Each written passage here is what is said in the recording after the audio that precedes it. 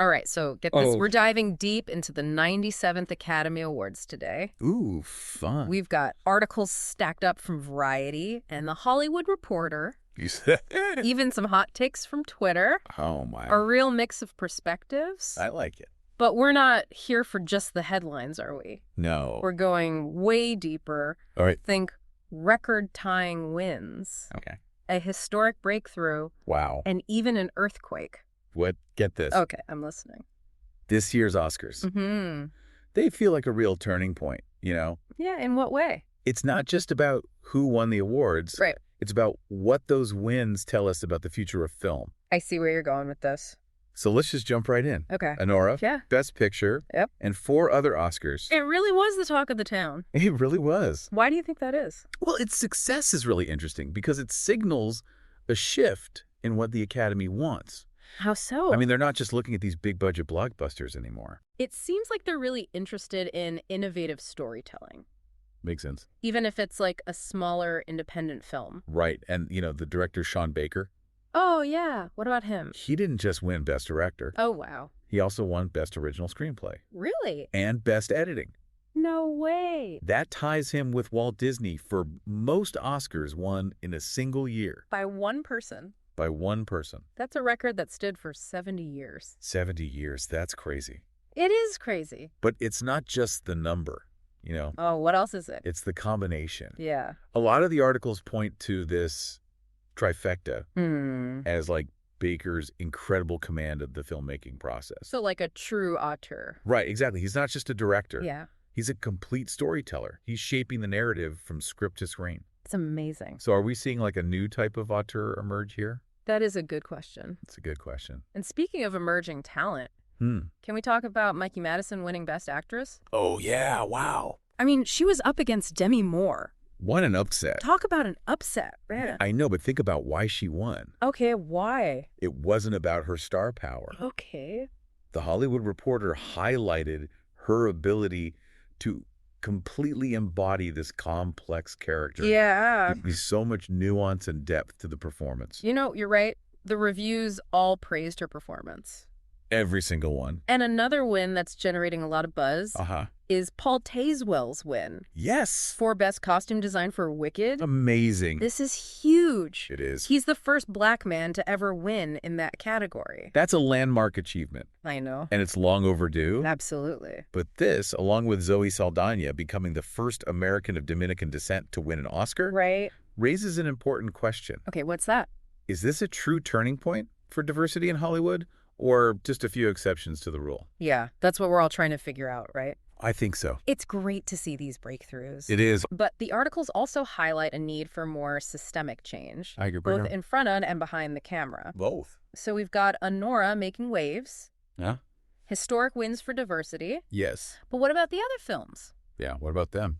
What else stood out to you? Well, The Brutalist, which won 3 Oscars, including Best Actor for Adrien Brody, Oh, yeah. seems worth checking out. I've heard good things. And the fact that it also won for Best Cinematography and Best Original Score Wow. suggests a visually and orally stunning film. For sure. Do you think this signals a growing appreciation for a certain style of filmmaking? Maybe. What do you think?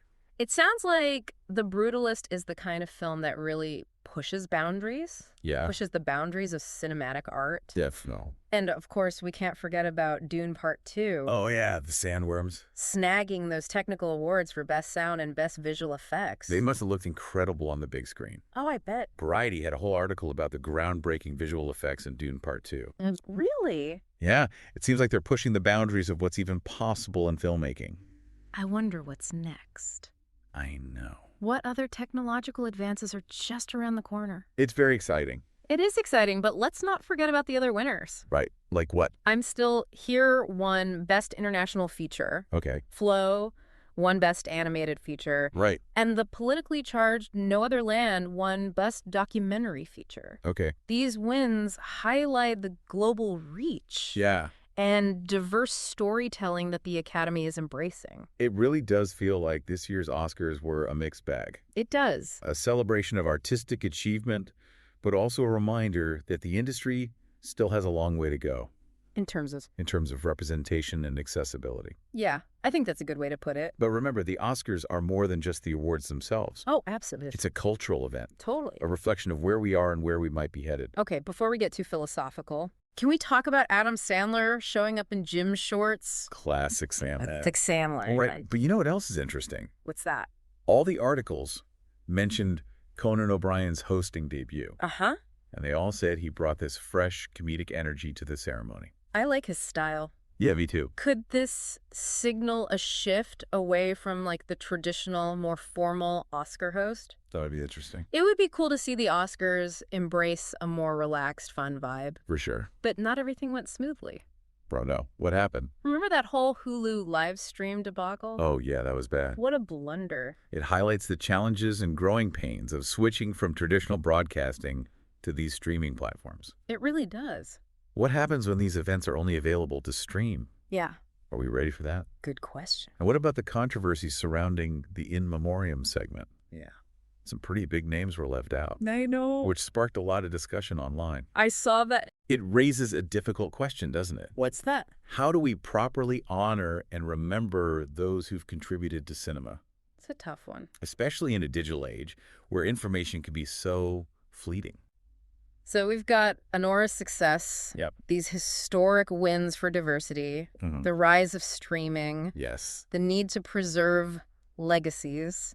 It's a lot. It seems like this year's Oscars were like a microcosm of all the major trends and challenges facing the film industry today. Absolutely. It's a fascinating snapshot of a world in transition where the old ways are being challenged and new possibilities are emerging. And just when you thought things couldn't get any more unexpected, what about that earthquake? Oh, yeah, the after party nobody expected. Right. A minor earthquake hit L.A. right after the ceremony ended. Only in Hollywood. Only in Hollywood, right? But seriously, this earthquake feels almost symbolic, doesn't it? In what way? This industry that seems so huge and in charge, Right. suddenly shaken by something totally out of its control.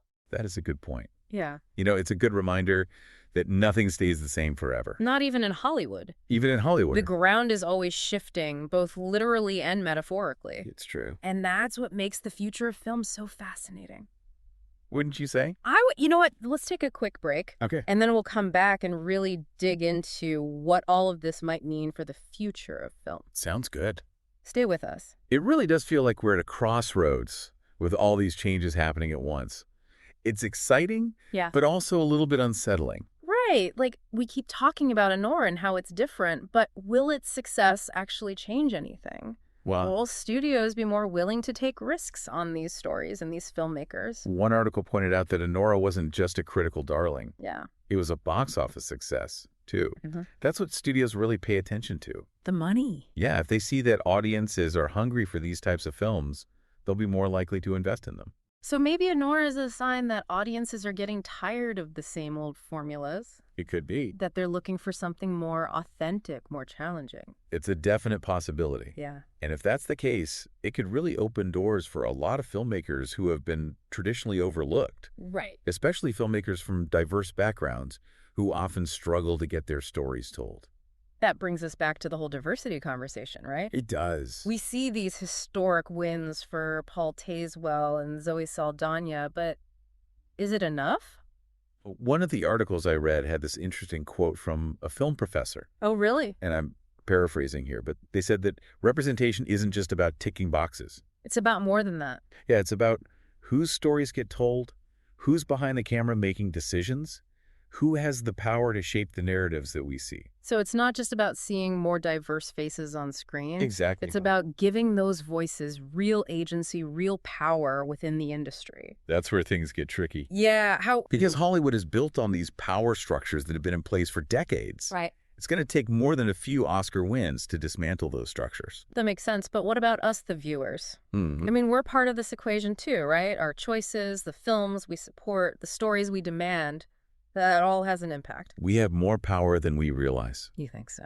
If we want to see more diversity, more innovation, more risk-taking in Hollywood, Yeah. we need to vote with our wallets, with our streaming subscriptions, even with our social media engagement. It's easy to get cynical about Hollywood. It is. But we have to remember that it's a business. It's a business. They respond to demand. So the more we demand diverse, interesting, challenging films, the more likely they are to produce them. Right.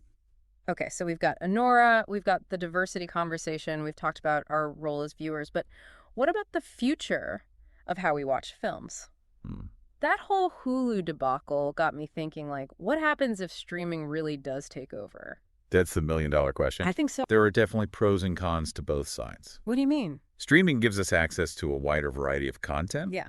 But it also raises concerns about accessibility and affordability. Oh, right. Not everyone has high-speed internet. Exactly. Or can afford 1 million streaming subscriptions. Right. And then there's the whole issue of preservation. Oh, yeah. What happens to all these films if they're just floating around in the digital ether? It's a good question. How do we ensure that they're accessible to future generations? Right, and that's where the in memoriam controversy comes back into play. Yeah. It's not just about remembering the people who've passed away. Right. It's about preserving their work, making sure that their contributions to cinema aren't forgotten. I like that. We were talking earlier about finding new ways to preserve those legacies. Mm-hmm. Maybe online archives, interactive, exhibits, something that goes beyond just a few minutes on a screen. I think that's a fantastic idea. Yeah. We need to find ways to engage with film history that are more dynamic, Yeah. more interactive. Right, for younger generations. Exactly, for younger generations who are used to consuming content on their phones and tablets. It's about finding that balance, right? I think so. Between preserving the past and embracing the future. And that's what makes this whole conversation so fascinating. I agree. We're standing at this pivotal moment in film history Yeah. where the old ways are being challenged and new possibilities are emerging. And who knows, maybe that earthquake was a sign of things to come. A shakeup. Like a shakeup, reordering a whole new landscape for filmmaking. That's a very poetic thought, but there's one more element to this that we haven't really touched on yet. Oh, what's that? The role of technology. Okay. And not just in terms of streaming and visual effects, but in terms of the creative process itself. How so? We're seeing the emergence of AI tools that can write scripts, compose music, even direct scenes. Whoa, that's a whole other deep dive waiting to happen. It is. So I've got all these converging forces, streaming, diversity preservation, and now AI. It's a lot to think about. It feels like the future of film is wide open. Yeah. Full of potential, but also full of uncertainty. That's a great way to put it, but before we get too overwhelmed, Yeah. let's take a step back and consider what all of this means for you, the listener. Right. This isn't just about abstract industry trends. No, it's not. It's about the films you watch, the stories you connect with, the experiences you have as a movie lover. So as we wrap up this deep dive, we want to leave you with one final question to ponder. Okay. I like it. What kind of future do you want for film? That's a big question, and honestly, after this deep dive, I'm not sure I have all the answers, but I do know one thing. What's that? This year's Oscars, with all the surprises and contradictions and everything, Yeah. it showed me that film is more than just entertainment, you know? Right. It's a reflection of who we are, where we've been, and where we might be going. I think that's a powerful insight, and it connects back to what we were talking about earlier. What's that? The power of storytelling. Absolutely. Whether it's a big budget blockbuster or a small indie darling, a historical drama or a sci-fi epic, a film has this amazing ability to transport us, to challenge us, to make us feel things we've never felt before. And those feelings, the connections that we make with the stories and characters on screen, they can stay with us long after the credits roll. I agree. They can spark conversations, challenge our perspectives, even inspire us to change the world. And that's why it's so important to have those diverse voices telling these stories. It is. To see ourselves reflected on screen, to Totally. experience the world through these different lenses. The more perspectives we have, the richer and more vibrant the tapestry of film becomes. So maybe the future of film isn't about predicting what will happen. What is it about then? Maybe it's about embracing the unknown, being open to new possibilities and supporting the stories that resonate with us, that challenge us, that move us. I think that's a great way to think about it. The future of film is in our hands as viewers, as creators, as participants in this ever-evolving art form. So as you go out and watch those films, as you have those conversations, and as you ponder those big questions, remember this. Okay, what? The magic of cinema lies in its ability to connect us, to inspire us, to remind us that we're all part of something bigger than ourselves. And who knows, maybe one day you'll be the one telling the story that changes the world. Until then, keep watching, keep exploring, and keep the conversation going. Today is your lucky day. Today is the day that our $3 website works for you, paying you directly to your PayPal daily. Imagine $3 ongoing continuous payments to your PayPal account. Imagine falling asleep and waking up to $300 in your PayPal account. How would this make you feel? How could this help you? What bills could you pay? What kind of fun could you have? What does that retirement look like now? All for a one-time payment of $3. This website is DFY done for you, fully built and completely hosted, and never stops collecting payments for you. You have spent $3 on coffee on a regular, but that coffee won't help you create multiple streams of income. Click the link below.